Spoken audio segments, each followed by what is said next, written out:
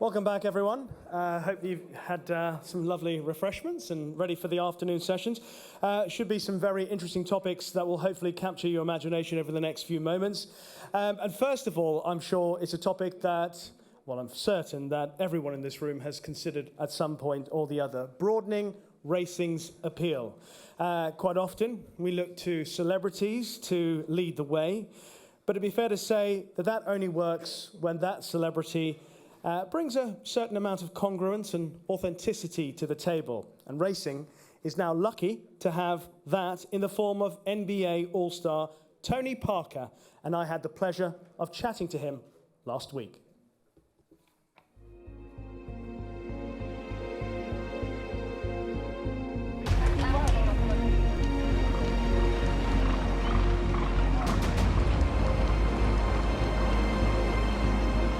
Mangoustine qui est lancé au centre de la piste maintenant avec une Daisy qui vient sur l'extérieur. Mangoustine de plus en plus fort qui prend l'avantage à Cachet qui est deuxième avec Daisy, Zeta également qui se rapproche maintenant. Cachet qui est là, Tansor également. Mangoustine pour la victoire. Mangoustine qui se relance encore. Mangoustine qui va s'imposer. Gérald Chenot, c'est la casaque de Tony Parker.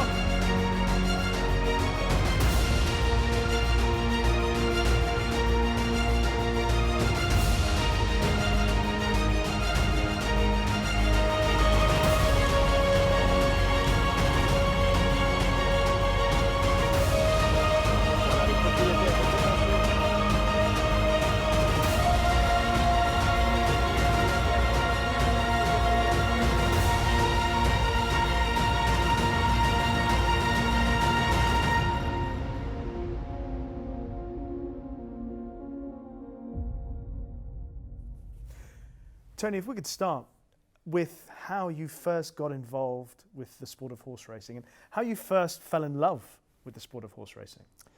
So the first time I fell in love, I grew up in Normandy, so you see a lot of horses in Normandy, obviously. And then I was drafted by the San Antonio Spurs in the U.S. And it's in Texas. And in Texas, you got a lot of ranches. You got ranches everywhere. And so I was able to, spend a lot of time, with horses. And I always knew that I liked it. And I always knew that when I'd be done with my career, I would like to do my own thing and have my own horse racing team and all that kind of stuff. And so I had some proposition when I was playing, but I was like, no, I don't want to do it right now. One of my teammates, Boris Diaw, invested, in the horse world. Didn't go well for him, and I was like, I told you, man, it takes a lot of time if you want to do it right, and I just messed with him. And so when I retired, I just tried to, build my team. So I met Clément Tropré, who's like my president of my horse racing team. And I was like, okay, I would love to invest, but I don't want to be like another celebrity investing in the horse world. What can we do, and what can we add? Because everybody, the vision that they have of horse racing is for billionaires. They think like normal people, they can't come in the horse world. And I'm like, but it's total opposite. And so how can we change, that image and make sure we can get everybody involved, use social media and try to do different stuff that, yes, Tony Parker is investing in the horse world, but he's doing this and this and this and to be different from other people. So I went to see all the big actors in the horse world in France. I went to the PMU, to Equidia, France Gallo, Z-Turf. I went to see everybody and explain my project. How can I, like my vision, and in my humble way, how can I bring something different and try to make it more fun for younger people to come and watch horse racing. And so, so I went to see everybody. Signed a contract because I was telling them we should do a TV show, we should do this, we should do that. And so we agreed with Equidia and France Gallo, so signed a 3-year deal with them and did the big bet. We decided to do that TV show and they can follow me, everywhere. And then I signed a big contract with Z-Turf. We signed a 3-year contract and we extended it. Like that we can have another story about gambling and how we get people connected and stuff like that. And slowly but surely, decided to invest in one horse. The first one was Best Wind. Invested 20,000. I like to say the number because like that people can say, hey, it's not, because people think it's millions every time. I invested 20,000. I had 50% of that horse. You don't have to have 100%. You can have 3%, 5%. You can invest on the little arm, on the little leg. Arm is no arm, but you know what I mean, like little leg. And so hair on the tail. Exactly. and I try to explain to people that it's different ways you can enter this world, and there's so many great stories, so many great people, so many passionate people. I just love it, and the adrenaline that you get from it is very rare. You don't have that in every sport. And so slowly but surely I invested in more horses and explained my story to everybody, and the welcome that I got is unbelievable. The people in the horse world, they saw that I did my homework and I went to see everybody. I spent a lot of time with Henri Bozo, who, in my opinion, the best one to raise horse racing, and it's been great. Been a great adventure so far. Well, I was going to expand on one or two things you're saying there, but one interesting aspect is the fact you're talking about passion and comparing it to other sports. And obviously, in the world of basketball, we often try to look for things that may be relatable to the sport of horse racing. Did you ever find anything that in your well, the where you first thing, the excelled? obvious thing is the speed. Obviously, from my world as a basketball player, where speed is key. We always say speed kills. Is like very important to go fast and think ahead and stuff like that. And horse racing, obviously, the horse goes super fast, and so that's obviously the first thing that I say that is very similar. And the adrenaline that comes with it, when you have the race and the competition, and it's very rare because here you have the jockey, who's like the athlete, and then you have an animal, and you have to mix both to try to perform. And so that's why it comes to like I told you, the passion, and it's very different from other sports. And the passion exceeds beyond what you're saying about just being a celebrity. I mean, you've gone in with everything. Well, me, I'm all in. I'm all in. I told him, I always told everybody since the day one when I introduced myself to the horse world and to all the big actors that I'm here for the long run. I'm not going to just do horse racing. I already bought a stable 6 months, 8 months after I was doing the race. I bought a stable, had a great opportunity to buy Domaine de Quétiéville, who proved himself to have a great career in raising horses. So I decided to invest in that. We have almost 25 horses now, so it's been growing. I got great neighbors. Écurie des Monceaux avec Henri Bozo, who's been very helpful in our team. Arad Boukto, we had a great story with them too. We have Agacan, who's right next to it. I got great neighbors, and I went to visit all of those stables and try to get as many advice as I can.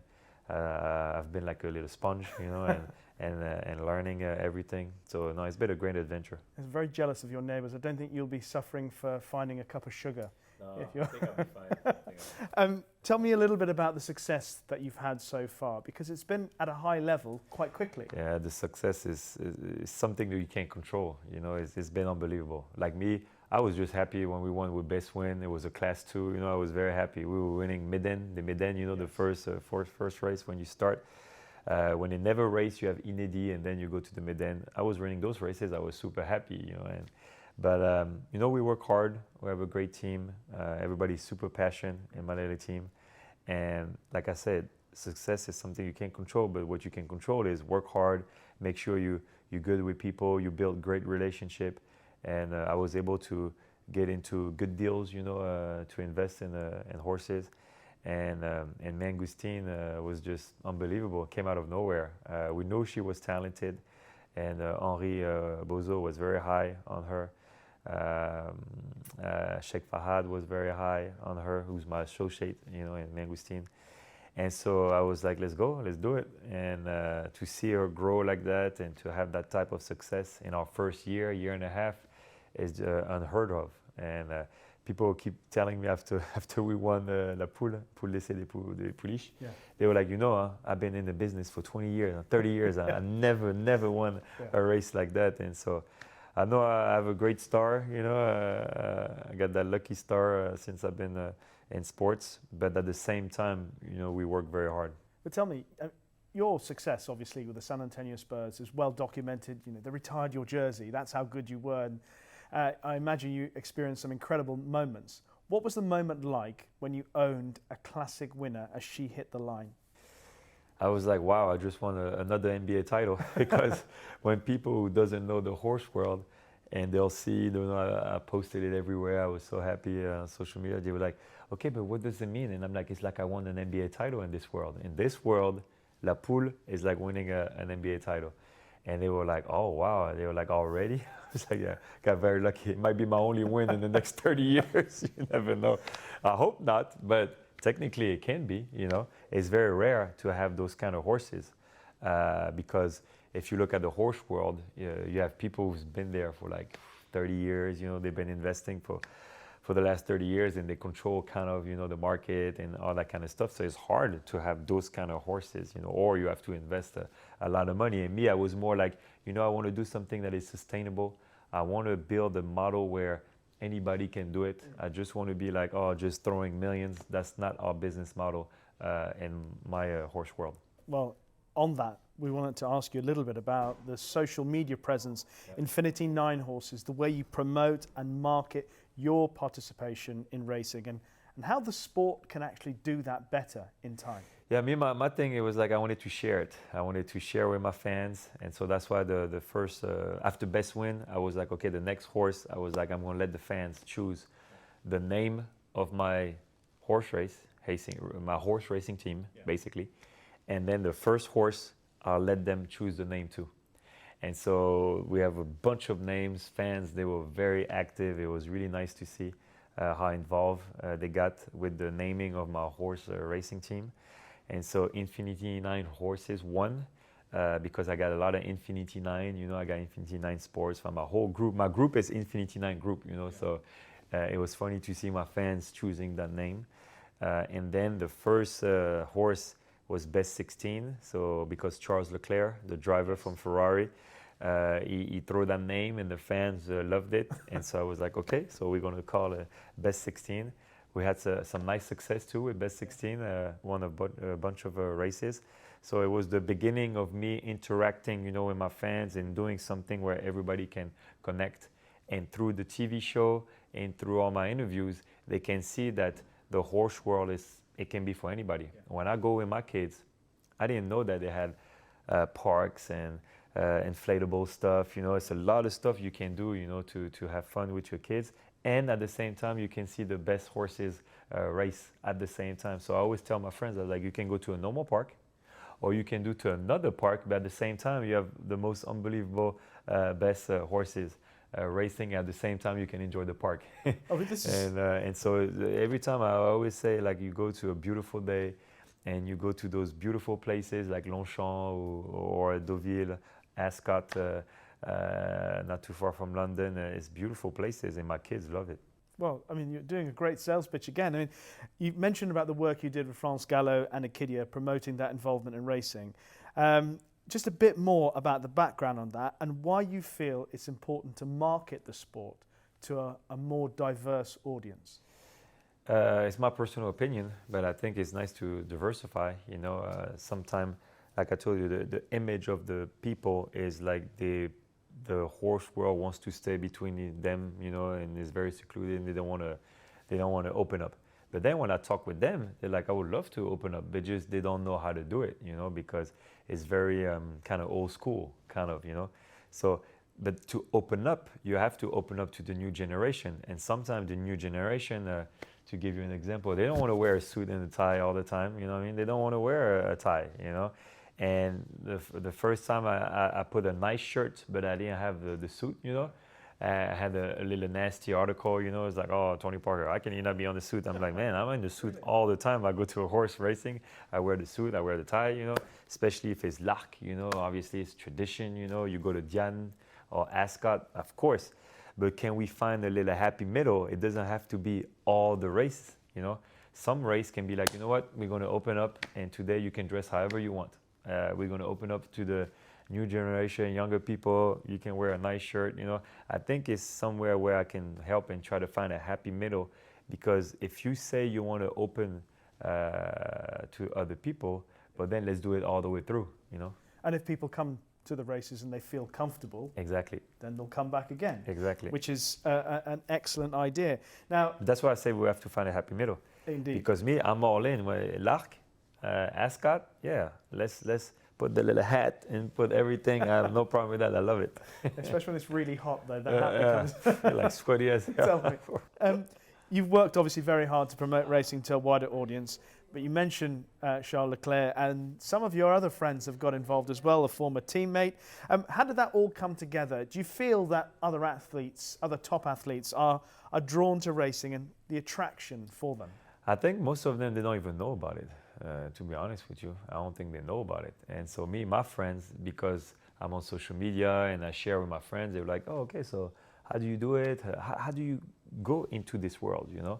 And so with Charles Leclerc, that's how it happened. We were talking about race and talk about horse racing, and he was like, I told him, you know, if you're worried about it or you think it's too much money, just start with 5%, you know, buy 5% and you go slow and you can learn the horse world. And that's what he did. You know, he took 5% with me on the horse, and we're going to go slowly but surely. But I think we have to do a lot more if you want a bigger audience, you know. Well, on that, you know, what advice would you give to other racing administrations in order to help them attract new owners? I mean, you kind of I hinted just told about you, I think the one thing is don't have to wear a suit and tie every day, every races. Yeah. Every race, I think some race, it should be open, and I'm sure you're going to have a lot more people coming. What are the things that have impressed you, though, about the sport of racing, and what areas do you think could be improved upon to make horse ownership in particular more attractive? Make more aware that you can buy a small piece of a horse. You don't have to spend a lot of money. You don't have to own 100%. I think if people knew that more, because people usually they're drawn to the gambling, you know, and they start and they gamble, and that's how they stay in the world. But on the ownership side, it's affordable too. On that, do you think there are similar opportunities for horse racing bodies and administrations around the world to attract people like yourself, sporting figures, celebrity figures, to own more racehorses? You have to promote. You have to promote. You have to go to them, you know, and explain how it works. I feel like a lot of people don't even know how it works, so they don't even bother with it. Because I didn't bring one person to my suite in Longchamp. I didn't bring one person that didn't like it or didn't have a great experience. It was like, oh, that was terrible. All of them, they're like, oh, I had no idea it was like that. I had no idea that it was like that you can enjoy, can have nice drinks, watch the race, go back, go in the back where you can see them, you know, all that kind of stuff. Go to the round, you know. I don't know how you say that in English, mais le rond, you know, le rond when they... Paddock? Yeah, no, not the paddock, but before they're going to race, you know, they yes. turn... how you say that in English? The round? I don't know how you say that. In French, we say le rond. You know, they come and they circle. Yes. They circle. So the pre-parade ring. Yeah, exactly, for like 2 minutes, and then they go race. All that kind of stuff, people just don't know. Well, I mean, that's one of the interesting things, because you say people don't know and your friends didn't know. Are they telling their friends? Is the word spreading? Yeah, the word is spreading, yeah. But it's just my circle of friends, so now we have to spread it bigger. And to do that, that's why I came up with a TV show. Yeah. But the TV show is just on IFHA. Now we have to try to sell that TV show to a bigger audience. So now we're having discussions, you know, with Netflix and try to have a big audience of everything that I'm telling you. Yeah. Obviously, you haven't been at this particular sport for that long at this level, but it's going well so far. Do you have any short-term ambitions? Do you have long-term ambitions that you'd like to make No, clear? me, they're all long-term ambition, because I always say from day one that I was here for the long run, that I was going to invest. And I know, like, in a career, you know, you're going to have up and downs. And so I'm ready to be patient, and obviously it's nice to win right away, like we did. To win the pool was unbelievable. But to win Diane or Ascot or the Melbourne Cup or the Kentucky Derby, that's going to take some time, you know, because you have to build it.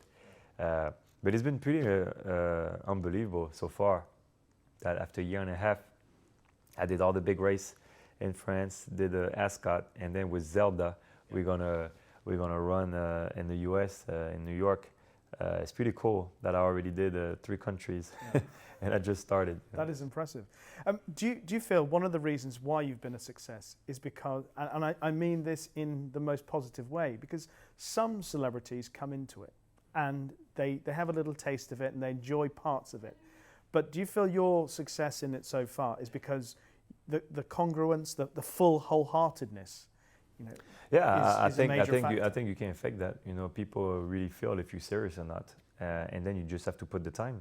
You know, people they see me in the horse race. I've been to almost every horse race, so I think people see it when you're genuine and you're here for the good reasons, and they see I want to help the sport.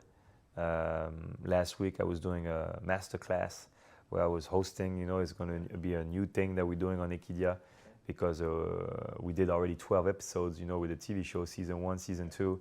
So we're not going to do no season 3. We're going to do some master classes and stuff like that. So they see that I'm like really involved and try to help promote the sport. So when you have the respect of the jockeys, other owners, that even the horse races are done, I'm still inviting them to my world, you know, basketball world. Or I saw Sheikh Fahad in Vegas, you know, during Summer League and the NBA Summer League and stuff like that. They see that I'm here for the good reasons. The word you used, I like, genuine. Have you ridden? Are you going to ride? I'm riding, but retired horses who are like 50 years old, 100 years old, they go very slow. But yeah, I like to ride. I like to go on Sundays, you know, with my girl. We like to go and ride them. It's pretty cool. But I don't see myself riding the fast ones. I'll be scared as hell. Give it a roll, you never know. The last thing, you mentioned a few races there around the world. You mentioned the Diaz, you mentioned the Melbourne Cup, etc. Is there one race above all else that Tony Parker and this team want to win? Yeah, L'Arc. It's the biggest one. I'm going on Sunday. I don't have no runners, but Not this but year. I hope, well, not this year exactly. But I hope one day we can win L'Arc, because obviously I'm 50-50, half French, half American. So my 50% French wants to win L'Arc, and my 50% US, the Kentucky Derby.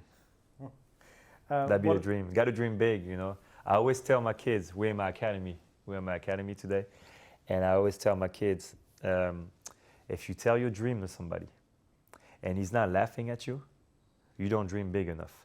So I just said to my host right now who's asking me questions, I told him my dream, he was laughing. So I think I'm dreaming big enough. That's it. That's it.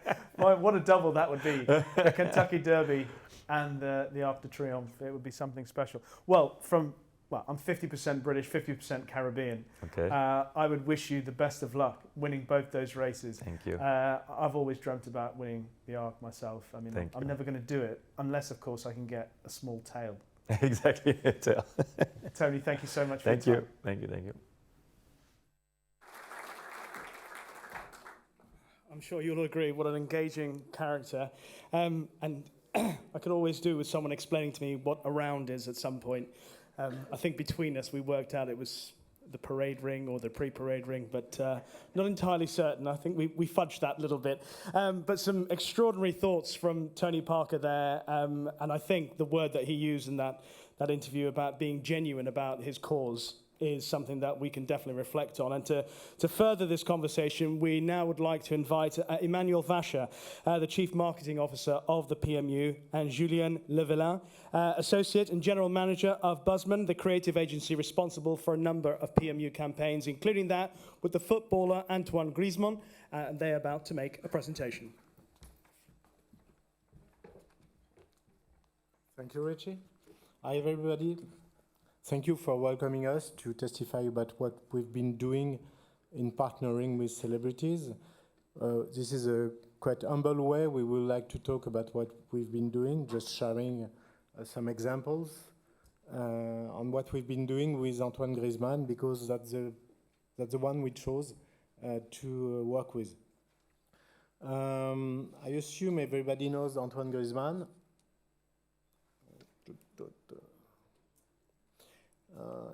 Is a French football player. He has two main characteristics. He's in the heart of every French people since he won the World Cup in 2019. And so he's very famous in France and elsewhere also. His nickname is Grisou for the one who knows. But he's also very powerful influences, as he's got something like more 20 million of followers on social media. So it was quite interesting for us.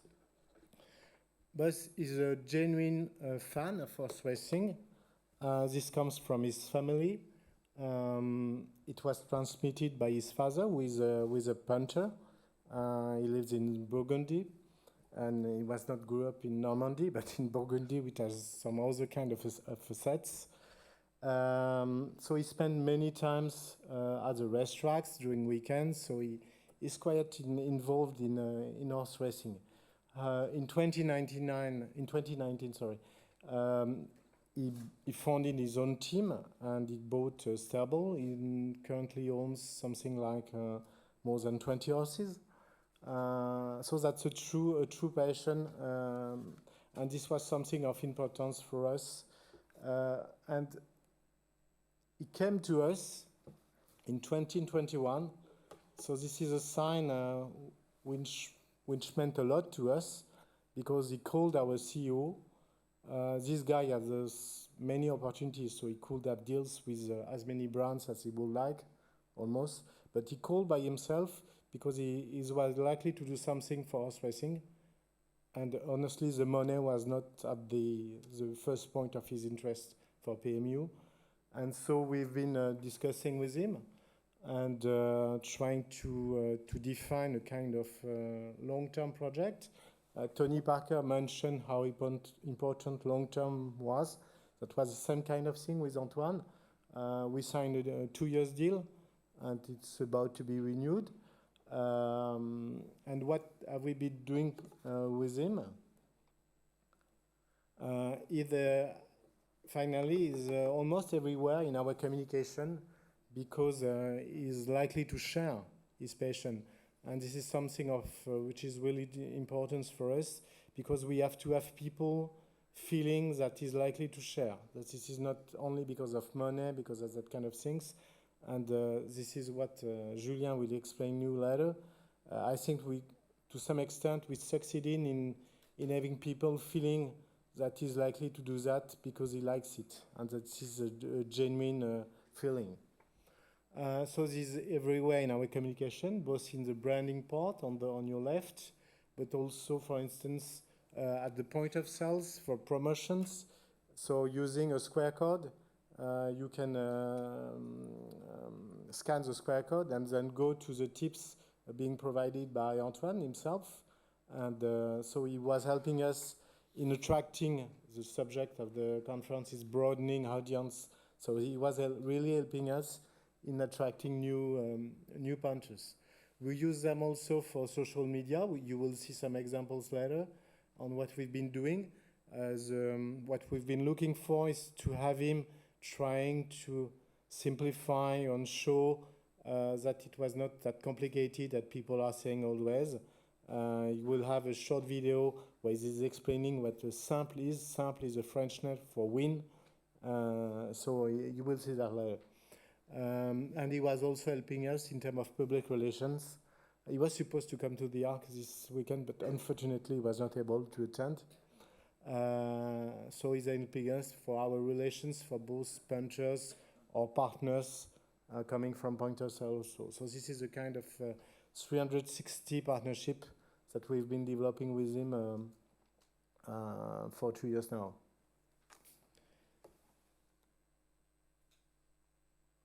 Perhaps I let Julien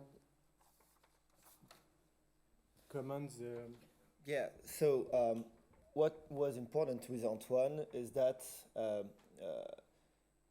he needed to be genuine enough to speak to people who are interested in the horse racing area, because they needed to see in him someone that they could relate to, someone that is not coming from nowhere. But on the other side, all the audiences that are not so much related to horse racing don't know anything about Antoine Griezmann and his passion for horse racing, because he was not talking very much about it before. So that's why we used him in a way that doesn't look like classical horse racing communication, because we needed him to be like a Trojan horse to get into these new audiences' minds and to make the brand more relevant to them than it was before. So this is just a short example. What is interesting is that it's comedy, it's fun.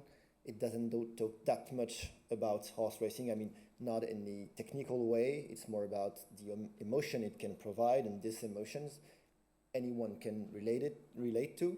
And this is also about the joy of winning when you enter the horse race. So that's just one example.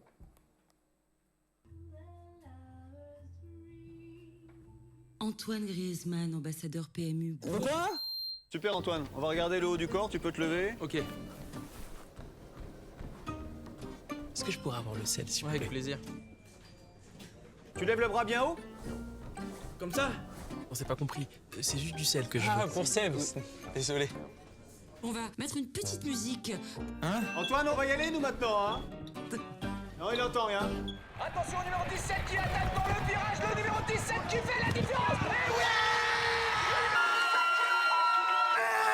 Plus de 500 000 paris gagnants par jour au PMU. Forcément, ça fait du bruit. Désolé Antoine. PMU, que les meilleurs gagnent. Faut s'arrêter là maintenant Antoine. Okay, so that was the last campaign we released this year. There was another campaign before, and as the manual says, we use him in a lot of different ways.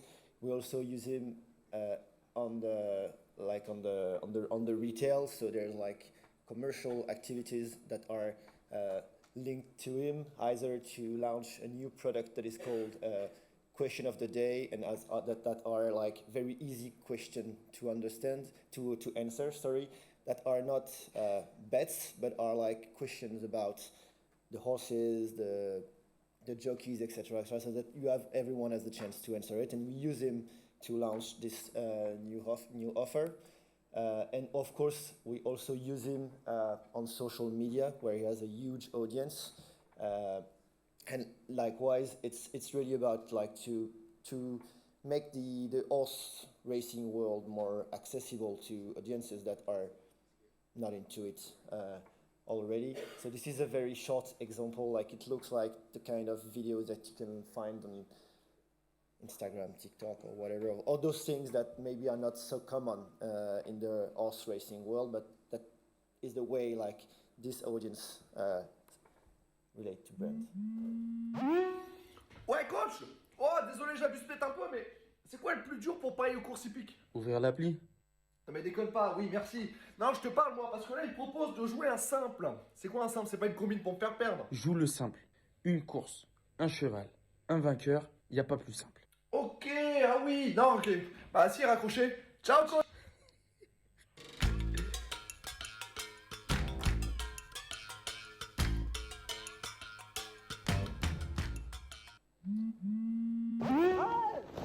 Coach, comment ça lu ça? Morgane? Crois, j'ai compris que tiercé, j'ai le. Je comprends rien. Bah c'est le principe du tiercé, non? Tu m'as dit qu'il fallait trouver les 3 premiers chevaux, dans l'ordre ou dans le désordre. Mais t'es obligé de me dire comme ça? Ah bah ça, si tu parles pas le désordre, je peux rien pour toi.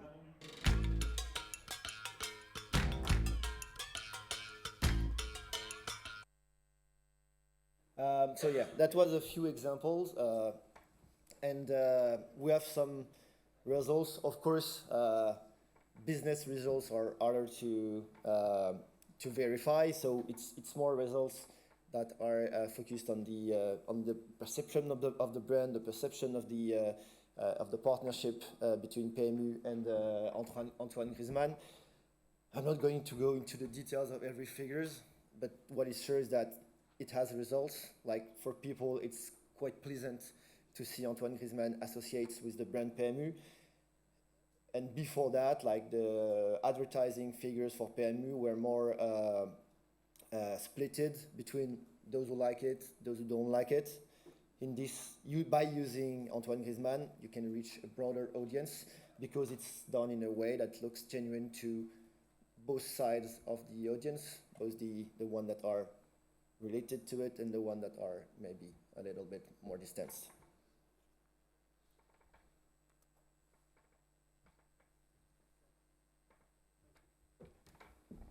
Julien, thank you.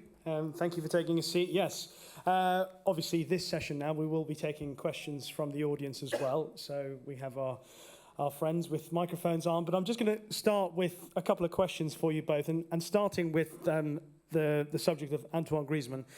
He obviously has the background in the sport of horse racing, obviously engendered by his father. And there are lessons that can be applied around the world for that. But how might other organizations around the world take advantage of similar opportunities? And how will they develop the next ambassadors or influencer or patron similar to Antoine?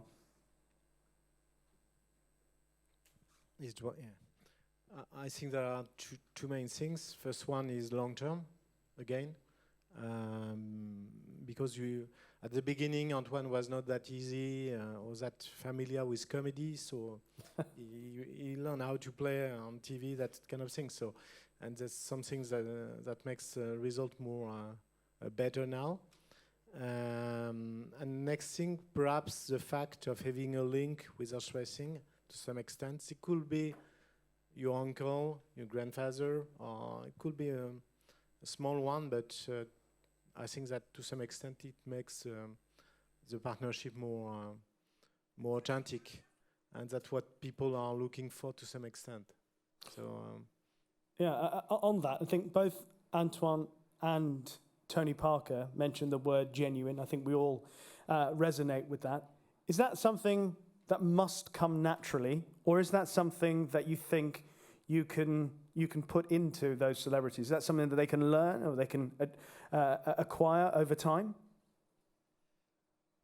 I think they can learn it if they are willing to, which means that coming back to long term, it's the way you can approach them. If you approach them to be like just a brand ambassador in your advertising, then they're just going to show up twice every year, make the film or make the promotion, go back. They don't really care. So they won't get involved. They won't get genuine, whatever. But if you go them and present them a project on the long run that is not just based on advertising, but that can have multiple different faces, then they will have to learn. They will have to get involved. And once they get involved, then comes the genuinity. Agree with that. Simple as that, Emmanuel? Yes. For instance, it could be as simple as loving a horse. It could be the beginning of the story, but it has to have some extent, to have some depth, not just be a pure commercial partnership. On the relationships that Antoine Griezmann has now with the PMU, I mean, are there particular KPIs or statistics or metrics that will point to the success of those partnerships or the campaigns that you can give us? Julien mentioned some earlier, some of the KPI we've been following. Our objective was to broaden the audience and to have him changing the image. It works to some extent. We got the figures. More something like 80% of the people who saw the ad were more engaged in considering horse racing as a. So it works to that extent. This is a long way. You all know that in every country we have to broaden this audience, and this is a tricky question. We are considering now that it is helping us in moving in that way, and we have quite good result for that. Julien, I wanted to ask you about, in your own experience, about the punters, the bettors, the racing fans, the consumers, and what is it that you think they look for in these brands? What is it that you think has resonance with that audience? I mean that a large part of the audience that we try to reach, I'm sorry to say that, but for now I don't think they're expecting anything.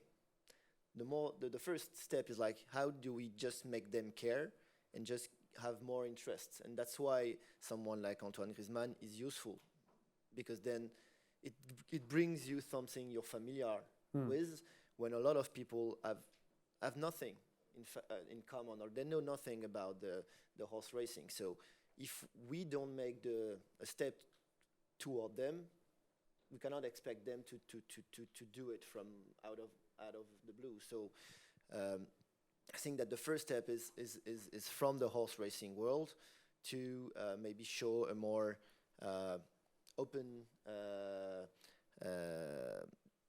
way of addressing people. And of course celebrities are one option, but there are other options. I mean, there's an example, I don't know, to me it looks quite relevant. It's different, but it's like cognac. The way cognac penetrated some markets, I think notably in the US, because of the rap music. Because there's a lot of rap artists that started using cognac brand names in their song. There was one song that was called Passe de Courvoisier, and it was a huge hit. And we know that after that, like this consumption of cognac among communities was very, very high, and it was because it was a different way to interact with the culture of the audience we're trying to reach. So that's a bit the same with Antoine Griezmann. He's part of the French culture because he's one of the star of the French football team, and thus he works like as a bridge between two things that are not that much related. Bridging the worlds, yes. My rap knowledge isn't that great at the moment. But I'd like to open up the floor for any questions. If anyone has any questions for Emmanuel or Julien, then please feel free to step forward. Yes, Julie, here comes up. Hi, thank you for that. Of Antoine's millions of social media followers, many will be too young to bet. So how have you addressed that problem? I think once again that's the long term.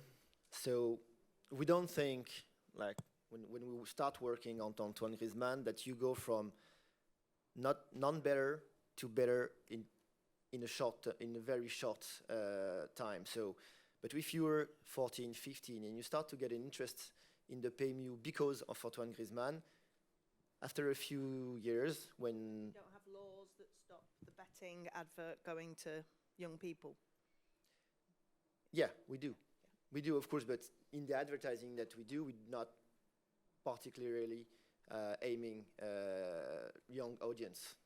And even on his social networks, I mean, his audience is very diverse. There are young people, but you know, when you're a football star, you talk to everyone, not only young people. He's not a skateboarder. Great. Thanks, Rishi. Greg Nichols, Australia. I'm just intrigued, Julien, that even someone from Australia understands Antoine and the significance he has on the international stage. You talked about emotional investment, and he's very much invested in what he's trying to achieve with PMU, and that's commendable. I think a more intriguing understanding is, are you more invested now that you've been involved in the PMU advertisement, and do you have a different appreciation of horse racing? Yeah, of course. I mean, before I started working for PMU 5 years ago, the only relationship I had, and my father still is a better, but it was more something I was laughing at him rather than something he transmitted to me.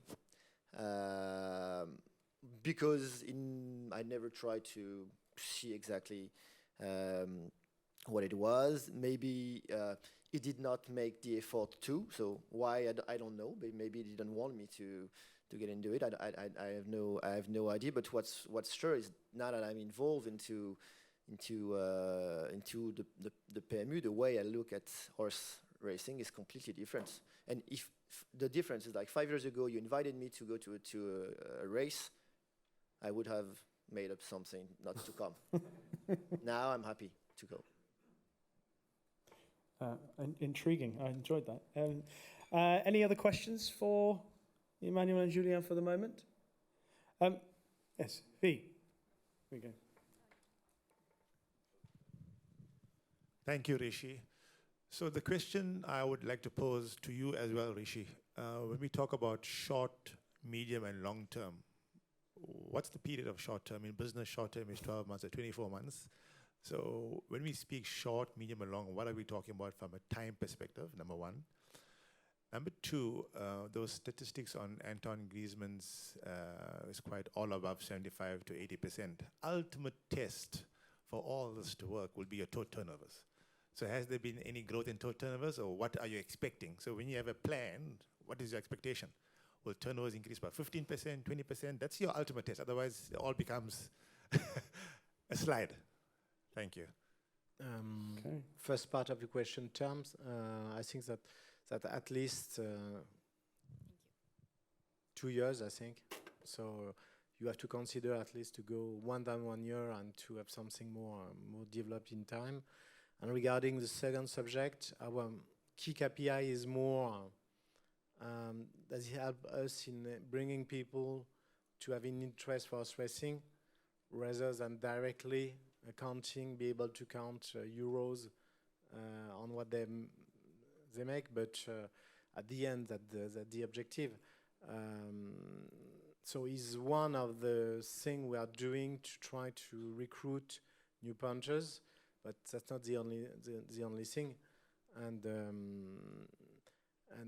you know that I think that's the same thing probably in other countries, and I will be interested in sharing these numbers with you. But in France today, something between 70 to 80% of our customers are playing because someone else in their life helps them in understanding and the rules, and take some time to show them what it looks like. This might be their grandfather, their father, their uncle, a friend, and that's the way up to now we have been able to recruit new people. To some extent, we are asking, we are changing the way because it's hard to have only this driver to feed our channels or our business. So we have Antoine here to help us to recruit new ones and to provide a kind of first willingness to go there. After, we have other teams on racetracks, for instance, that are here to take people by the hand, explain them how to play, what kind of horse they can choose or pick, helping them. So this is part of the solution. This is not for sure the only solution to have an ambassador like Antoine Griezmann. Julien, do you have anything to add? Yeah, I think that we've always been quite honest about it. It was not about selling more with Antoine, I mean, at first, because it was more the question, how do we create a first contact with the brand, with all the people? We've tried a lot of different things, tried to create this first contact, who never worked. So really the goal with Griezmann is try another way to create this first contact. And once this contact is made, then we need to have other levers to transform this contact into something deeper. But concerning Antoine, is really like first contact with the brand. You might have seen this last Sunday, the green jackets on the racetrack. So for instance, that's the job. So we hope that someone who saw the ad might be willing to ask or to go to make the first step, and then we have other kind of people who are whose job relies in transforming this first intention. V, I'll just finish off this answer because you asked about. I'm using this opportunity to get something that I've long believed in. I don't think if people get involved in racing, it should be short term or medium term. and not even long term. The phrase I like to use is life term, because that's what happened to me when I was a child, when I got involved in racing because of my father, just like Antoine Griezmann, and just like so many people who are probably sitting in this room who had a parent or a grandparent or an uncle or an aunt who got them involved in the sport of horse racing, has got them involved in the sport of horse racing forever. And ultimately, I would hope that that's what we all want to do, that when we attract people to the sport, it is for a life term.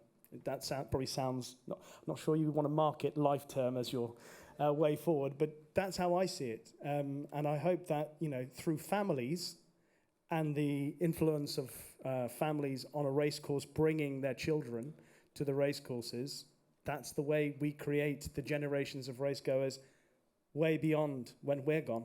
So just something to bear in mind. Sorry, Winfried, you had a question.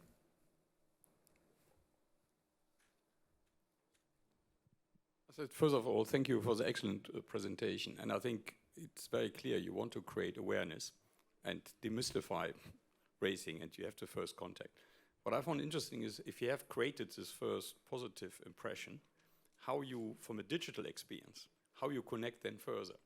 And can you share any findings regarding demographics, which in a way helps you then later in relation to customer segmentation? Tricky question. For sure, we've been measuring every click, that kind of things, for having people opening account on the internet, that kind of things. I don't have any exact figure to share with you today, but I can tell you how tricky this is, how difficult this is. This helps us. I can't say a lot more than that, but this is, to some extent, I think that if it helps to bring people on racetracks, it's probably the best way to have them experience what horse racing is. And going directly from a social video to opening an account is something which seems quite unrealistic. If you do not know anything about horse racing, you know how it's quite complex in France because you have to upload your IDs, that kind of things. So you have to be engaged to open an account, and there's no way a 20-second video can create such an engagement among new audience. So that's a step.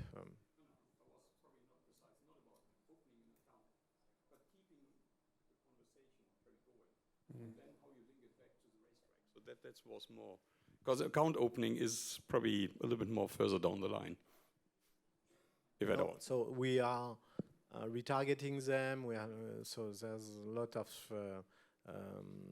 mechanics to keep contact with the audiences we've been able to create and to bring them back on other sites, not only for betting but for discovering, and on the other way to try to have them going on racetracks, being able to feature how the beautiful races we have, both from France and from elsewhere. Thank you very much at the occasion to thank everybody for providing us with nice races abroad. That's it. If we don't have any more questions, I'll just ask one last one to close off this session. It's about emerging technologies and whether there are any platforms. I'm not entirely certain what exactly I'm thinking of, but there's so many new changing ways in which we can engage with people that you think might be compelling marketing tools for administrations around the world. Is there anything coming through that you think racing could benefit from? I mentioned Square Code. This is something small, but owing to COVID crisis, almost everybody now knows how to use QR code because the usage of that kind of technology was a lot widened during this crisis. And today, that's the kind of stuff we are using in our point of sales, to, or even in our ads, to bring people back or to have them being linked with other things. And it's working quite well. So this is not a new technology. It was launched something like 10 years ago. Right. But now, because it's becoming a common use for everybody, whatever the age, when you go to restaurant, you can discover what you can have for food using a QR code, and this is that kind of small thing can help us in bringing people closer to what we can offer them. Perhaps you were expecting something else. We are doing some tracking. We have that kind of things, and we believe that it can help in providing data. As we know that, for instance, sports players are eager to consume a lot of data, especially in America. People are in Britain. People are in their spirit. They are willing to have lot of data to compute before making their bets. To some extent, tracking can help that, but we don't see today that it's widening a lot the scope of what we can do. Perhaps one day it will help in bringing a sports player to horse racing, but again, this will be a long way. It's a long-term game. It's a long-term game. Emmanuel, Julien, thank you very much. A round of applause for both.